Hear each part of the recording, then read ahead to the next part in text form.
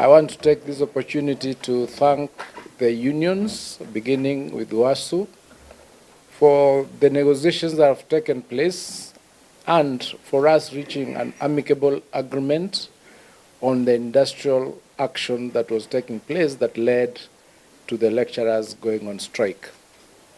The government has committed to ensure that what figures have been provided for in the CBA are implemented in the next 3 years. We've also committed to ensure that we start negotiations of future CBAs at the beginning of their cycle, not at the end of their cycle.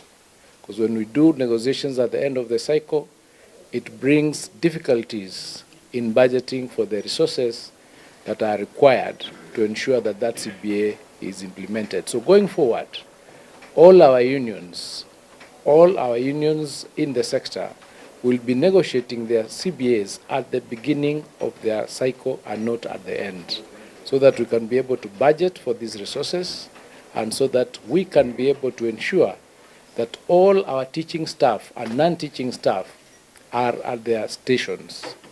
We have a problem in the sector, we have a problem in the higher education sector, where there has been a lot of strikes leading to programs taking that much longer than the period that they are provided for.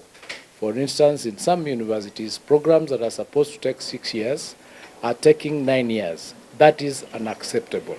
So we are going to ensure that the sector is cleaned up and that we are moving on in a manner that is detectable, in a manner that we know what we are doing, in a manner that is clear, so that we do not have a situation where our students then suffer because they are not completing their programs on time.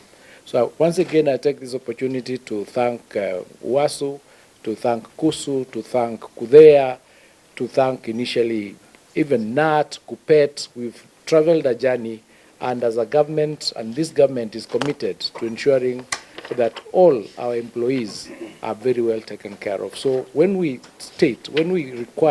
request that do not go for strikes so that we are allowed to negotiate, we are committed to that program. So going forward, I expect that we are not going to have this nature of strikes being part and parcel of our employment law.